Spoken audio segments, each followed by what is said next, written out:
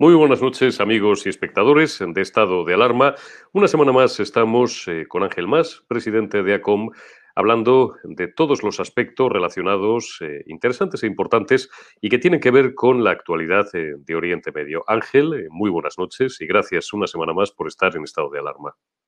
Buenas noches y un saludo para todos. Ángel, vamos a seguir hablando una semana más de los acuerdos de Abraham, esos acuerdos firmados en la primera quincena de septiembre de este año, ya a punto, afortunadamente, de quedar atrás de este 2020, y unos acuerdos importantísimos. Nunca nos cansaremos de insistir en su relevancia, porque suponen, como primera derivada, que los Emiratos Árabes se convierten de facto en el tercer Estado en la historia, en reconocer al Estado de Israel, y suponen muchas más cosas y se enmarcan, por ende, dentro de los últimos pasos dados, en los últimos compases de su mandato por la administración, la todavía actual administración norteamericana, y Donald Trump, de cara a normalizar la situación en Oriente Medio. ¿Qué suponen estos acuerdos, Ángel? Mira, verdaderamente son un movimiento tectónico, como has dicho, después de Jordania y Egipto. Los Emiratos son el tercer país árabe que establecen relaciones con Israel, pero a diferencia del establecimiento de relaciones de Jordania y Egipto, lo que se consideró un establecimiento frío de relaciones, lo que hemos visto en los acuerdos con Emiratos Árabes ha sido una aproximación caliente, una aproximación que busca no solo la normalización de relaciones, sino la cooperación estrecha en materia económica, en materia política y en materia diplomática y de defensa. Por lo tanto, es verdaderamente un movimiento tectónico que ha seguido con el reconocimiento y la normalización de relaciones con otros países del mundo árabe, como son Bahrein, como es Sudán y muy recientemente Marruecos. Has hablado, Ángel, de Bahrein, que de facto y en virtud de los mismos acuerdos que habían sido anunciados unos días antes por Donald Trump y que se oficializaron y que se firmaron en la Casa Blanca de manera solemne, se convertía, como tú bien decías también, en el cuarto Estado en reconocer al Estado de Israel. En virtud de estos acuerdos, además, el Estado de Israel se reconocía obligado a una serie de contrapartidas que sería bueno recordar de cara a nuestros espectadores, sobre todo para que quede perfectamente clarificada, reclarificada una vez más, nunca nos cansaremos de incidir en ello, en la generosidad también que demuestra el Estado de Israel a la hora, bueno, pues de ser un actor primordial y de manifestar su mejor voluntad o su excelente voluntad para, insisto, y vuelvo a insistir en este término, la normalización de toda la situación en una zona que, desgraciadamente, lleva siendo una zona convulsa en las últimas décadas. Sí, vamos a ver, Israel siempre ha tenido la mejor voluntad de llegar a buenos acuerdos con sus vecinos. Hay que recordar que como resultado de los acuerdos de paz con Egipto, Israel renunció y abandonó todo el Sinaí que había ocupado como resultado de la guerra defensiva en el año 67, la guerra de los 6 días. Por lo tanto, Israel, aunque siempre ha demandado paz por paz, siempre ha estado dispuesto a renunciar a territorios por paz. En este caso, Israel estaba cometiendo una normalización de su presencia en territorios disputados de Judea y Samaria, por las cuales, de acuerdo al paz de plan de la administración Trump, afirmaría su soberanía sobre ciertos territorios donde la mayoría judía de población es evidente, que son anexos a la línea verde de marcación del final de esa guerra y por lo tanto que quedarían bajo cualquier negociación, hubiesen quedado dentro de soberanía israelí. Estos procesos, que además incluían el control evidente y necesario sobre el Valle del Jordán desde un punto de vista militar, este proceso de reconocimiento que se iba a llevar a israelí se suspendió en base a la petición de la parte árabe, de los emiratíes, para que como gesto de buena voluntad el futuro se enfocase en el establecimiento de estas relaciones de cordialidad con los estados árabes mejor que en soluciones de algún modo acordadas por Estados Unidos e Israel, que era la otra opción, la opción más, no diría unilateral, pero sí más definitiva. Pero Israel, como digo, ha buscado la aproximación más constructiva, y si los países árabes ofrecen esa opción, Israel siempre ha tomado como hace caso.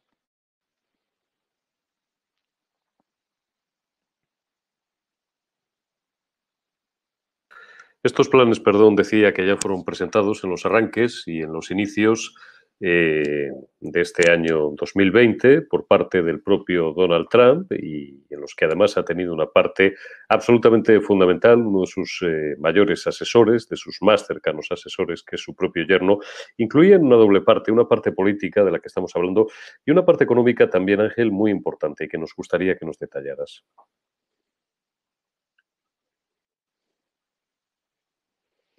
Mira, vamos a ver, lo que supone, como digo, el cambio de paradigma de los acuerdos, lo que es fundamental, de nuevo, es que no son unos acuerdos de paz fríos, de no beligerancia, digamos, sino unos acuerdos de paz, entre comillas, calientes, que buscan la prosperidad en la región.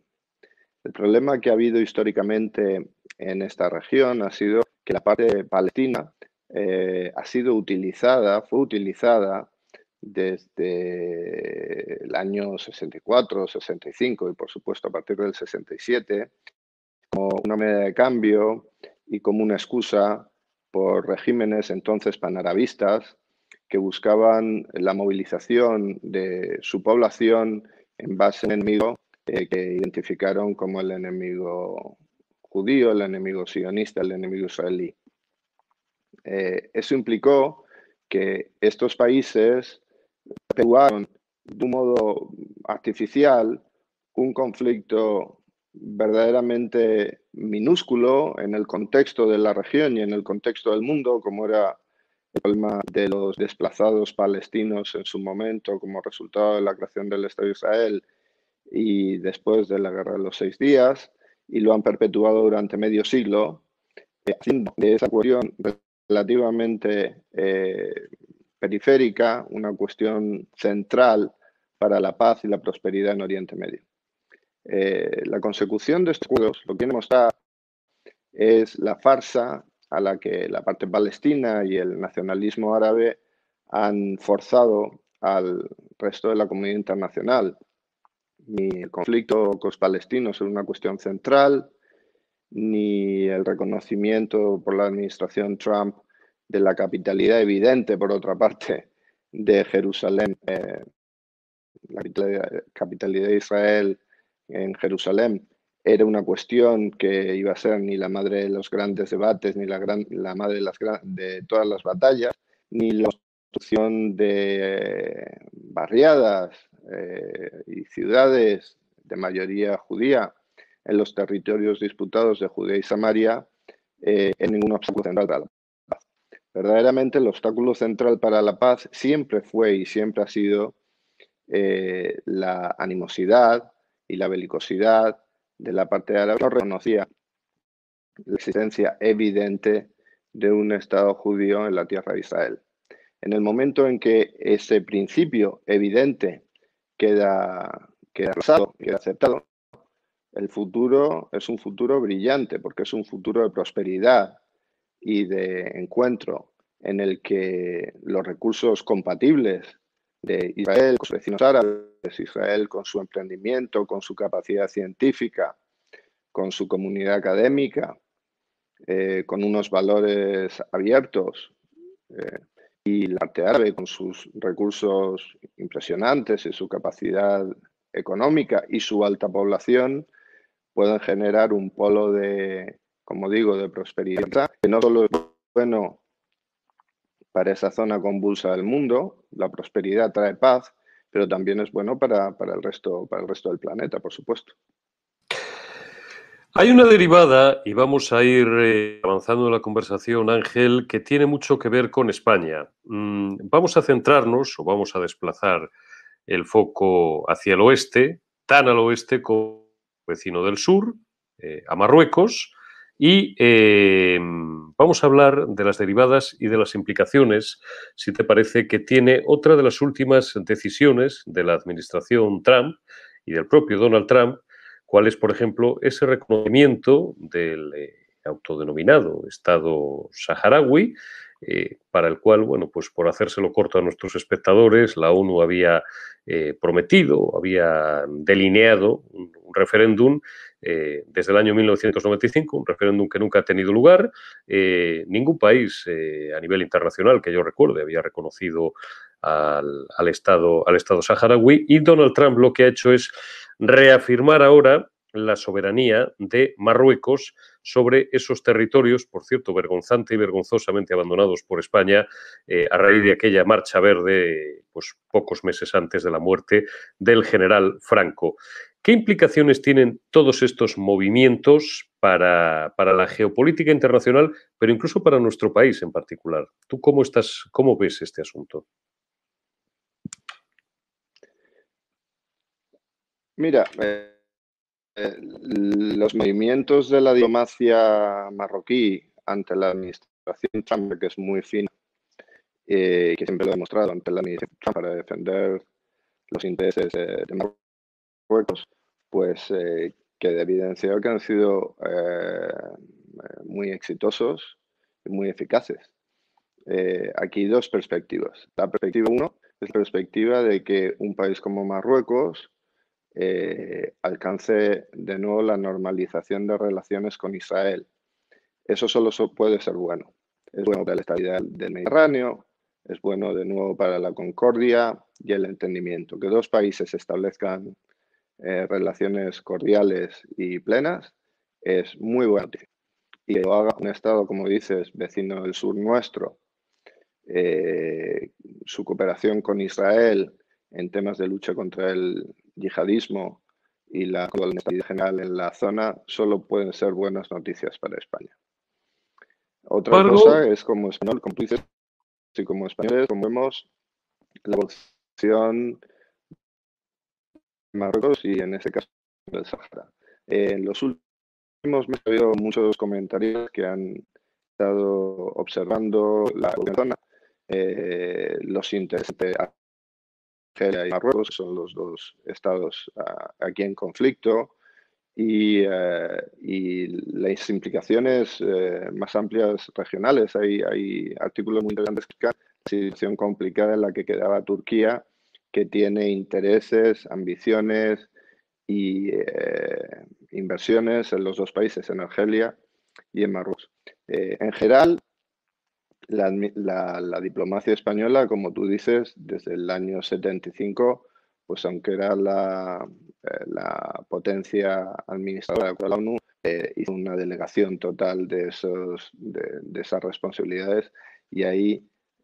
pues como español puedo tener una opinión, pero en ACOM digamos que no es nuestro tema central. Lo que sí es importante aceptar es que eh, la mayoría, pues parece que es siempre remolque el tema del Sáhara y cómo les puede haber pillado de improviso, como a causas perdidas en asuntos como digo, el palestino o incluso el saharaui. Pero en los intereses de España, como digo, que Marruecos sea un país próspero,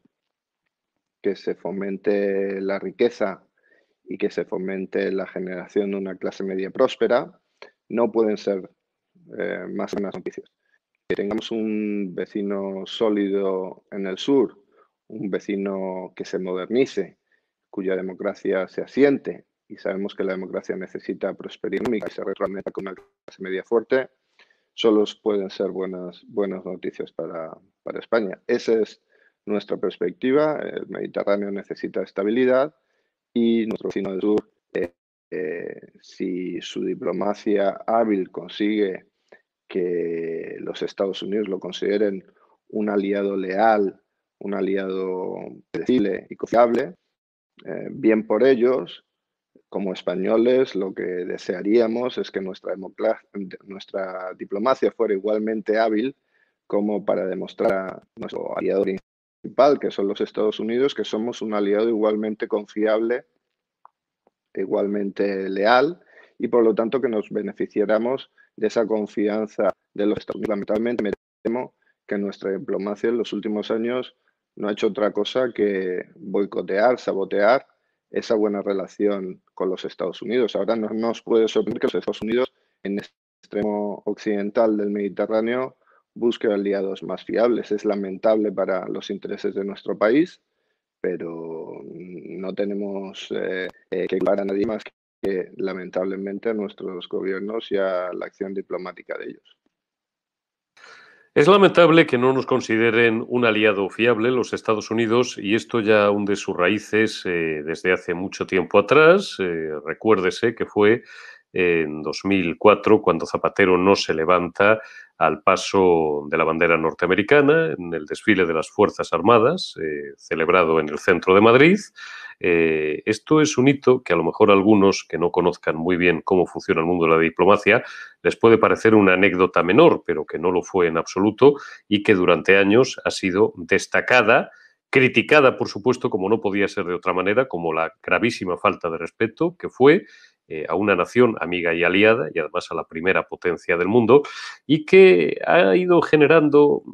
Después vinieron, recién llegado José Luis Rodríguez Zapatero al gobierno, aquella retirada también vergonzosa y también vergonzante de las tropas españolas en Irak. Tuvieron que ser los polacos, incluso los que nos hicieran el pasillo, por hablar en términos futbolísticos. Todo esto ha ido generando un caldo de cultivo y un enrarecimiento de unas relaciones con los Estados Unidos que yo creo que habían llegado a un nivel óptimo durante el mandato de José María Aznar, del presidente del gobierno que había precedido a José Luis Rodríguez Zapatero, y que han ido convirtiendo a España, pues prácticamente, no voy a decir que en un paria en toda esta escena, pero en un aliado de segunda división y, como bien ha definido Ángel Mas, pues en un estado no fiable, en unos aliados no fiables que hacen que, lamentablemente, como bien has dicho, se elija a otros amigos y se elija a otros aliados. ¿Qué puede variar a partir de ahora en este aspecto con el advenimiento al poder de Joe Biden, que en teoría, y solo en teoría, es alguien que podría resultar, a ojos no excesivamente expertos, más afín a la ideología del gobierno que padecemos ahora mismo en España, aunque también yo siempre repito lo mismo, no es igual comparar, digamos, el arco de las fuerzas políticas bajo la perspectiva europea, o mejor dicho, bajo nuestra perspectiva, que bajo la perspectiva anglosajona o bajo la perspectiva norteamericana. Si hay gente en este país que sigue pensando que los demócratas prácticamente se abrazan diariamente con los comunistas más acérrimos y más peligrosos, que vaya dejando lo que esté tomando. Pero bueno, es verdad que, sobre todo en materia social, la administración Biden no es en absoluto igual, sino todo lo contrario, a la administración Trump. Digo que Joe Biden, ¿tú crees que puede ser más generoso o más empático con el gobierno de Pedro Sánchez y de Pablo Iglesias? ¿O tú crees que la irrelevancia de España a sus efectos continuará lamentablemente evidenciándose? Yo creo que irrelevancia es la palabra. No que la administración, ninguna administración no esté presente en España como un actor clave. España ha sido un actor poco fiable y la poco confiabilidad de España se extrapola a cualquier administración norteamericana. En lo que se refiere a Israel y a Oriente Medio, de la administración Trump, por ejemplo, en la aplicación de la ley de capitalidad de Jerusalén del año 95, simplemente ha seguido el mandato del Congreso de los Estados Unidos, mandato que se negaron a aplicar administraciones anteriores. Trump simplemente ha aplicado el mandato, como digo, del Congreso de los Estados Unidos. El reconocimiento de la soberanía sobre los Altos del Golán es un reconocimiento permanente, y yo creo que esta situación también de Marruecos y del Sahara son decisiones que no son fácilmente reversibles. En ese contexto, en tanto que se prueba que los acuerdos de Abraham son positivos para los aliados de Estados Unidos y para su posición en la zona, las fuerzas más moderadas y modernizadoras en la región no creo que haya ningún interés en revertir esos acuerdos. Y por lo tanto, lo que será muy importante es que cualquier gobierno español y cualquier administración, bajo cualquier administración del Partido Socialista en sus coaliciones o de otra administración más derechista, piense en las implicaciones del largo recorrido de cualquier decisión y cualquier postura y cualquier gesto que se tome. Tú antes los has mencionado. No es de recibo que una administración española considere aliados de referencia y muestre proximidad precisamente a los que bajo cualquier administración norteamericana no serán buenos amigos de Occidente y buenos amigos de Estados Unidos, ya sea Venezuela, la Venezuela chavista o el Irán de los ayatolás. Se puede intentar apaciguar de un modo más o menos beligerante, pero desde luego bajo ningún concepto, ninguna administración norteamericana los considera aliados. Y por lo tanto, nuestra diplomacia tiene que empezar a elegir cuál es el futuro. En el asunto de Israel, por ejemplo, y de Medio Oriente, es dónde está el futuro, si enquistar el pasado de una milonga que nos han vendido de la centralidad del asunto palestino para la paz en la región o la modernización y la prosperidad de esa región vía acuerdos entre Israel y los países árabes. Y en los asuntos del Mediterráneo occidental, pues muy parecidos, y nuestra posición estratégica que podría ser muy importante, porque una administración norteamericana como la de Trump, esa administración ha demostrado que a sus aliados fiables les ha dado unas ventajas enormes y, como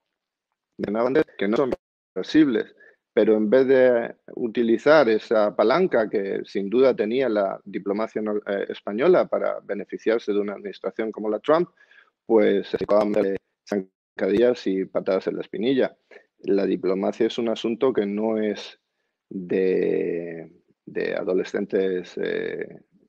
impulsivos. Las prioridades se pagan y es hora de que nuestra diplomacia, por una parte, empiece a tener una voz propia, que no sea el seguidismo permanente de la diplomacia francesa y de la diplomacia de la Unión Europea, que, por cierto, como dices, tiene muchos matices. En Europa Central y del Este se piensa muy diferente. Y por otro, si aspira a una posición de fuerza y de centralidad y de relevancia, entonces tendrá que hacer los gestos y tomar las posiciones adecuadas con respecto a líderes del libre, que son los Estados Unidos, que, como digo, bajo cualquier administración buscará cierta estabilidad y leerá los signos de lealtad y confiabilidad. Y es que no solamente, Ángel, se trata de ofrecer fiabilidad, como tú bien estás explicando, y de, bueno, pues lavar nuestra imagen, valga la expresión, que me gusta muy poco, pero bueno, después de todos los errores que hemos cometido en los últimos años, pienso yo que sería lo menos, sino que hay que dar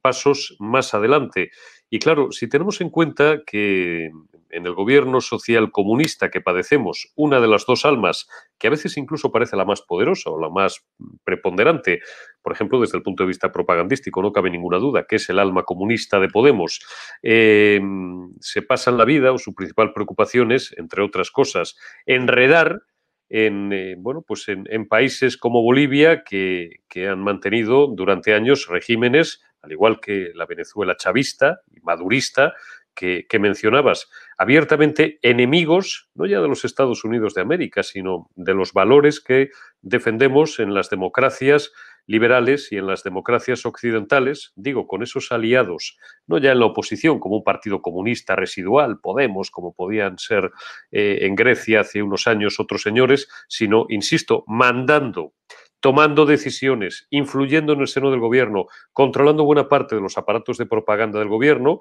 y esa propaganda, como todo el mundo sabe, no solamente queda indoor, sino que se proyecta hacia el exterior. Pues la verdad es que ¿a qué podemos aspirar, Ángel? Es decir, claro, es que habría que hacer una limpieza en el gobierno, amén, por supuesto, de un redireccionamiento de nuestra hoja de ruta brutal, radical.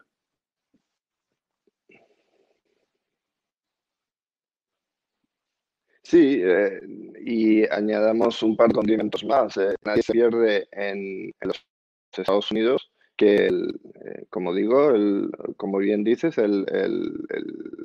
partido de la coalición social comunista que gobierna en España es un partido que fue financiado por la República Islámica de Irán, cuyo líder y vicepresidente del gobierno de España ha sido empleado de la radiotelevisión iraní. Desde su programa se han lanzado las invectivas más radicalmente antisemitas que se puedan haber escuchado en ningún medio en Occidente, ya hablando del control global de los judíos sobre los medios y sobre las finanzas, o sea, los niveles más arcaicos y más sangrantemente antisemitas que puedan decir, pues ese es el vicepresidente del gobierno de España. Entonces, en fin, como hemos dicho, los Estados Unidos, por supuesto, pueden cambiar de administración, pero hay principios fundamentales que no cambian. Tanto Biden como Harris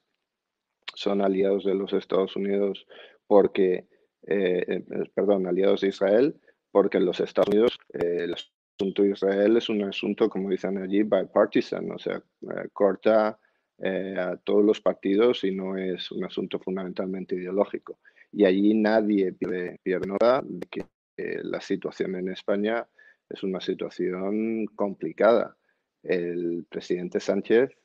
y el Partido Socialista debe considerar que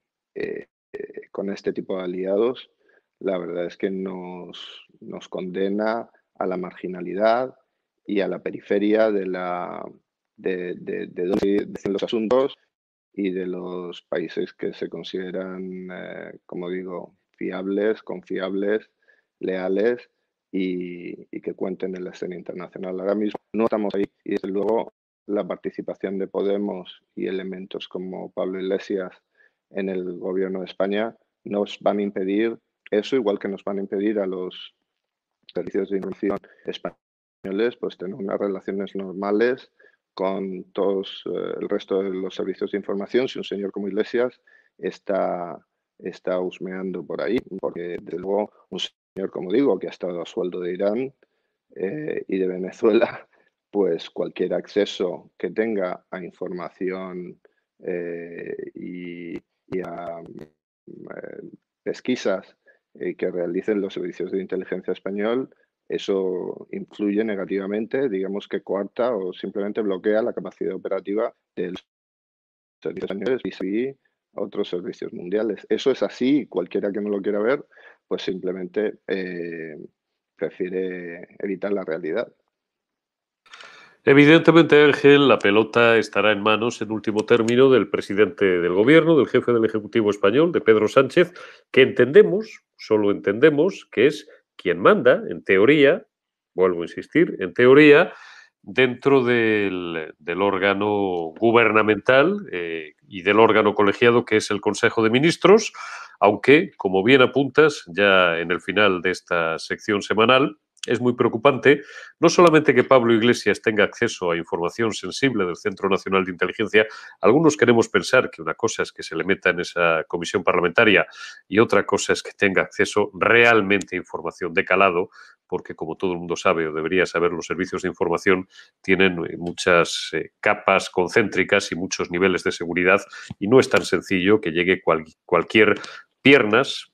permítaseme la expresión, o valga la expresión, por muy ministro, por muy vicepresidente que sea del gobierno que sea, y pueda empezar de la noche a la mañana a pedir carpetas y a pedir análisis y a pedir informes y a entrevistarse con gentes. Afortunadamente, las cosas pues tienen un proceso un poquito más complejo, pero es verdad que es muy preocupante eso que tú apuntas, sobre todo por la imagen que se da de cara al exterior y de cara a otros servicios, pues una imagen de, bueno, esta gente se maneja un poco desde el amateurismo o de qué van, por utilizar una expresión un poco vulgar que utilizan los jóvenes y que además se haga de una forma vergonzante, aprovechando nada menos que el primer decreto del estado de alarma, que debería de haber regulado otras cosas, y en una disposición adicional, en la cuarta creo recordar, se cuele de Rondón la presencia de este señor, del señor Pablo Manuel Iglesias, vicepresidente segundo del Gobierno de España, dentro de la Comisión de Secretos Oficiales y dentro de la comisión que tiene que ver con el Centro Nacional de Inteligencia. Esperemos, en cualquier caso, Ángel, que con el año que estamos a punto de alumbrar, 2021, que esperemos que sea un poco mejor, al menos que el 2020, cosa en absoluto difícil, algunas cosas en este país, algunas cosas en España, y por ende ya en el resto del mundo, debido a nuestra posición geoestratégica, que siempre ha sido privilegiada, puedan reordenarse. No voy a decir que vayan a funcionar mejor, porque ya no tenemos edad aquí nadie de ser ingenuos ni de albergar sueños infantiles, pero que se vayan reconduciendo hacia el sentido común y hacia la profesionalidad en el desempeño diario. Y la diplomacia es probablemente una de las artes más delicadas, sin ninguna duda, y que requiere de una mayor finura de todas cuantas bueno, pues puedan abordar tanto las sociedades, al final en su conjunto, como los actores políticos responsables en cada momento de delinearlas y de encabezarlas. Ángel Mas, ha sido un auténtico placer el haber charlado hoy contigo dentro de esta sección semanal que mantenemos en estado de alarma. Ángel Mas, presidente de ACOM, y no me queda más que agradecerte tu presencia esta noche en estado de alarma con todos nuestros espectadores y amigos y emplazarte para una semana que viene. Te deseo una feliz semana, Ángel. Y otra de las líneas de trabajo